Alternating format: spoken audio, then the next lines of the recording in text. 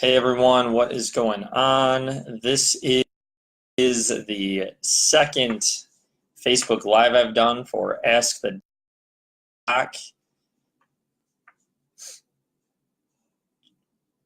I'm doing it from my laptop this time instead of my phone, so I'm hoping that audio's good, video's okay. We'll find out, I guess. I'm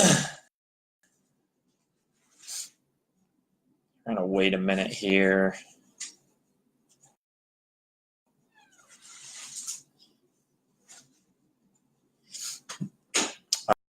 All right. So for today, some things that we're going to go over that I get a lot of questions on are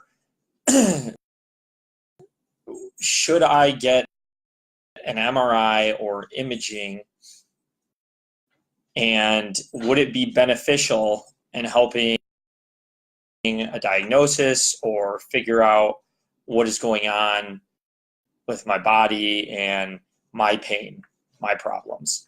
So imaging has come a long way from where it used to be. We have x-rays, we have CT scans, we have MRIs now with and without contrast.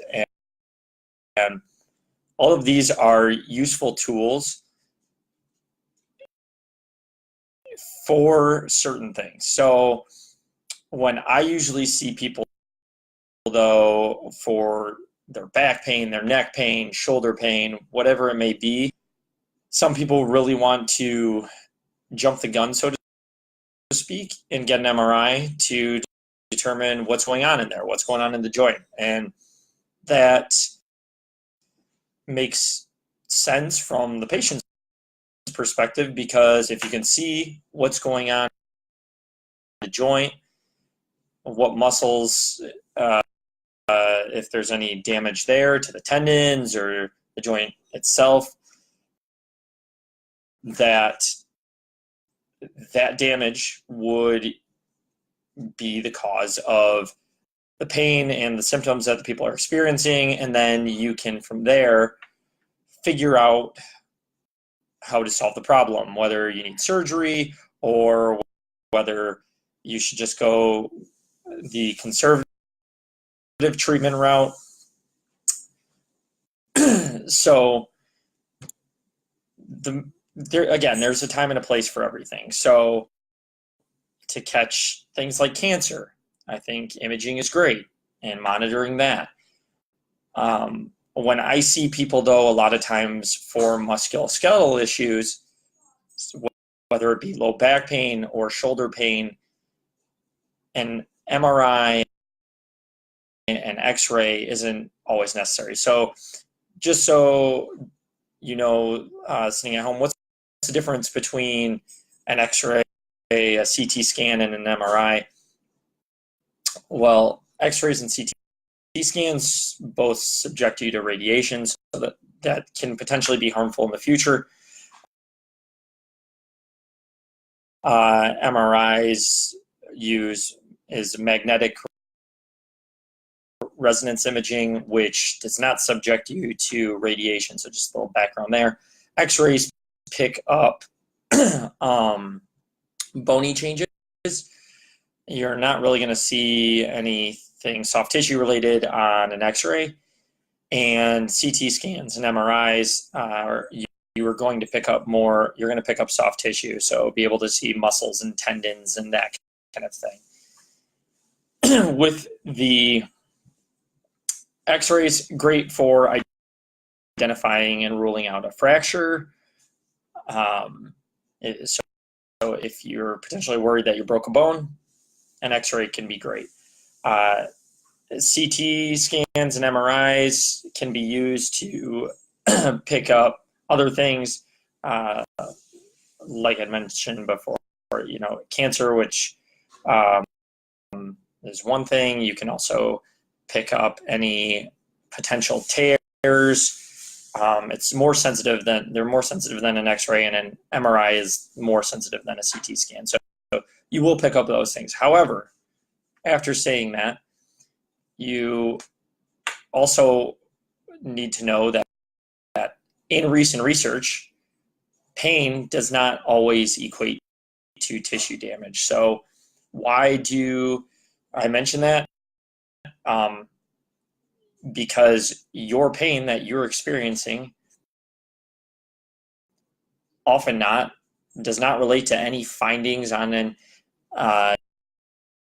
your MRI or on your X-ray. So a lot of times people will come into me and either ask, should I get an MRI, or, hey, here's what my MRI shows. So most recent example, I had an individual come in with low back pain, or that's what he told me he had. He said he had, a herniated disc. This happened several years ago, and that is what's causing his pain, and so that's what I'm seeing him for physical therapy for. After a thorough evaluation, come to find out, it's really not coming from the herniated disc that was shown in his low back. It was actually coming from his hip. So he had some referral pain from the hip, and the way he moved and the dysfunction he had at the hip, he was compensating through his low back and getting low back pain. So once we fix that hip, that back's going to be hopefully asymptomatic and not painful anymore, and that's going to solve that problem. So that is important, because once I told him your pain's coming from your hip and not your low back, it all of a sudden turned a light switch on, and he seemed to be pretty grateful that it's not this herniated disc, because when people think of herniated discs and bulging discs, they are afraid that they're going to need surgery, or that it's not repairable. It can be very serious. It sounds serious. But a lot of times you're going to pick up these issues or these problems on an MRI or on an X-ray that are not problematic really at all, that are not causing your symptoms and not causing you to have any difficulty with how you do things. So they've done studies out there where they have people who are not experiencing any pain, and they do an MRI on them, and they might find that these people who don't have any pain have bulging discs, herniated discs, narrowing of the spinal canal, all of these things, yet they don't have pain, but then the other person does. So why is that? So one thing that we can determine is there are age-related changes, such as arthritis, such as